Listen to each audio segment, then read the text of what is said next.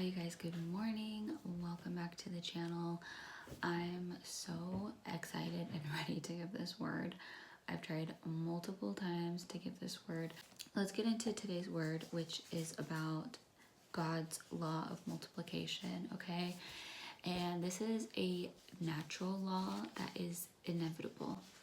When God gives you something, He's going to multiply that. When God gives you something, He's also going to give you the strategies that you need in order to multiply that thing, right? And he's going to ease your spirit to let you know, hey, I got this. God led me to the story of Hannah when I was in prayer yesterday, and Hannah was barren, right? She was one of the two wives of Elkanah, and Penina was the other wife, and Penina had two sons, so she was able to have children, right?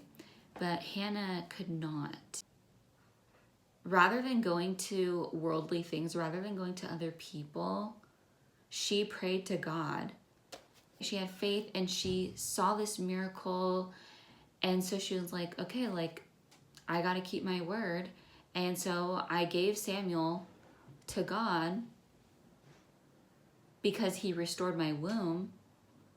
She received what she needed, right? Her womb to be restored, right? And so because she received that, she gave the child to God. And then out of that, she gives birth to 5 children. So she went from barren to having 5 kids. She had 3 sons and 2 daughters. I don't know if they were all in the same pregnancy or at different times, but she was able to conceive 5 kids. It says Hannah's prayer and vow, which is, it begins with verse 9 in chapter 1. So they all went to Shiloh to worship God, and then after dinner with her husband, and I believe Eli was there too. But after dinner, she goes off on her own and she worships God. She praises God. She prays to him. And then that's when she makes this promise to God. Hey, God, like, I will give the child that you give me to you. I will give it to you. And then so that's what happened. And pouring out my soul before you, God. I am pouring out my soul before you, God. So she's just like really giving in, and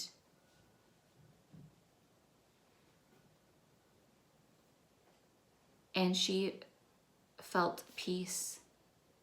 She felt peace because she knew that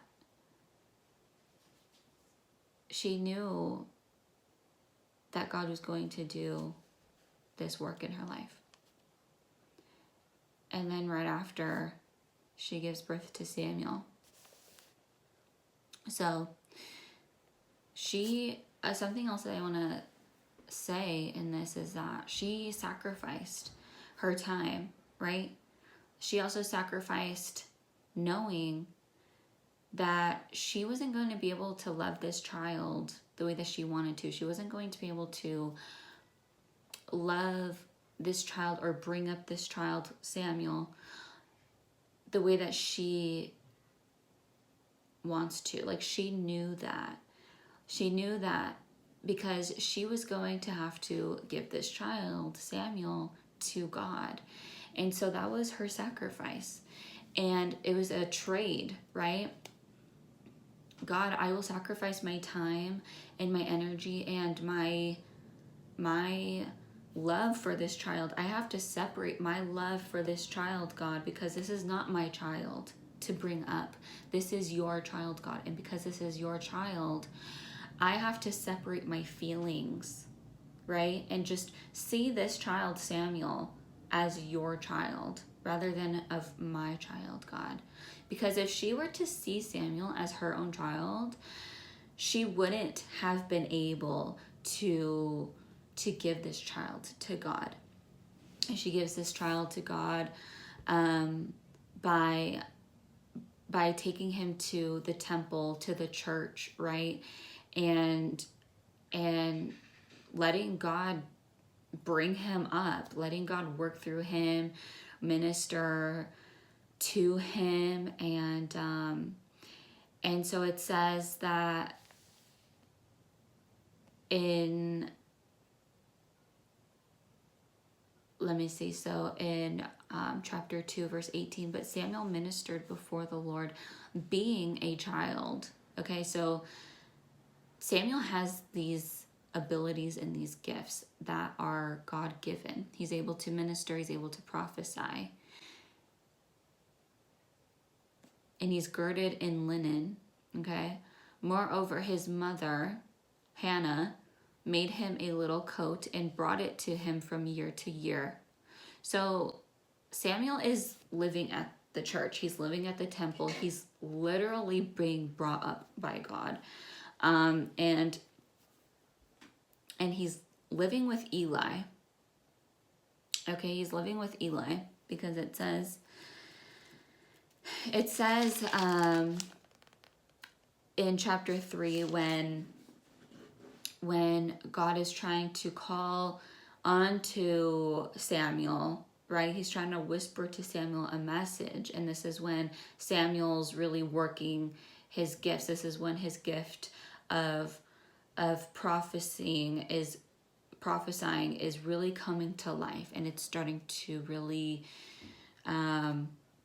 work out, right? It also says in chapter 2:24, right, that Hannah brings flour, a bullock, and the child to Eli, and the child is Samuel. So she brings all of those three things to the house of the Lord in Shiloh, okay? And so that's a part of the, like, the promise, right? For this child I prayed, and the Lord hath given me my petition which I asked of him. And that's Hannah speaking. Therefore also I have lent him to the Lord. As long as he liveth, he shall be lent to the Lord. This is Hannah's vow to God. And he worshipped the Lord there. So she gives Samuel to God. And how she does that is by letting Samuel live in the church, okay, with Eli. And it goes on with Hannah's prayer. She's just praising him. She's praising God. And the Lord kills and makes alive. He bringeth down to the grave, and he bringeth up. God has all the power. And because of this testimony, right, Hannah knows this. Hannah knows this about God, that God is the one and only thing, the one and only true God that can bring something down or bring something up. He can kill something, or he can revive it back to life. And she knows that because her womb was dead and God revived her womb. And she's really praising God, and